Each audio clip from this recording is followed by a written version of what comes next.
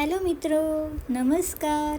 આજે આપણે બનાવીશું વધેલા ભાતના થેપલા. શું તમને લાગે છે કે આ ભાતમાંથી બનાવેલા થેપલા છે? ચલો આપણે એની રેસીપી સ્ટાર્ટ કરીએ. સૌપ્રથમ એક બાઉલ વધેલા ભાત લેશું.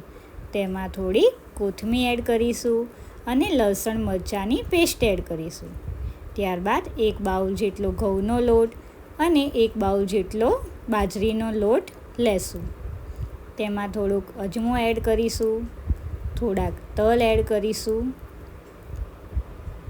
સ્વાદ પ્રમાણે મરચું, હળદર, મીઠું, ધાણા જીરું એડ કરીશું.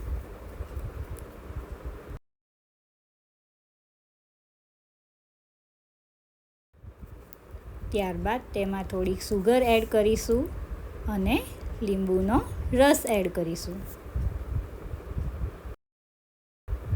ત્યારબાદ 1 ચમચી જેટલું ઓઇલ એડ કરીશું અને બધી વસ્તુને સરખી રીતે મિક્સ કરી લેશું.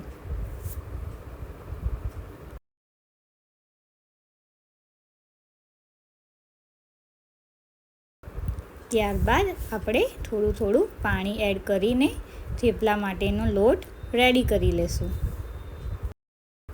અહીંયા આપણે પાણીનું પ્રમાણ થોડુંક ઓછું રાખવાનું, જેથી આપણો લોટ ઢીલો ના થઈ જાય.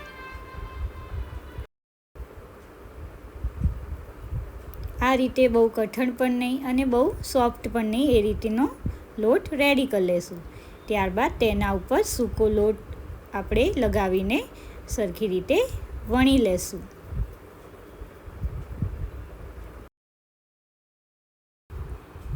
આપણે થેપલાને હલકા હાથે શેપ આપીશું.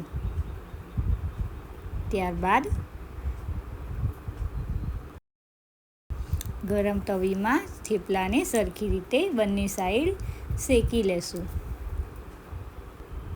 અહીંયા આપણે થોડુંક ઓઇલ સ્પ્રેડ કરીશું, જેથી થેપલું આપણું ચીપકી જાય નહીં.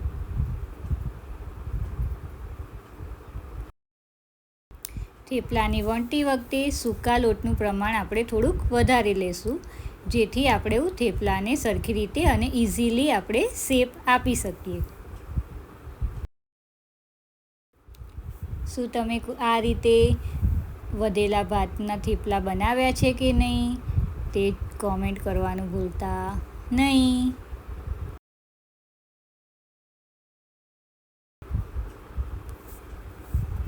આ રીતના બનાવેલા થેપલા આપણે સ્ટોર કરી શકતા નથી, કારણ કે આપણે વધેલા ભાતના બનાવેલા હોવાથી તે સ્ટોર કરી શકતા નથી. લાગે છે ને એકદમ ટેસ્ટી, જોતાં જ ખાવાનું મન થઈ જાય તેવા.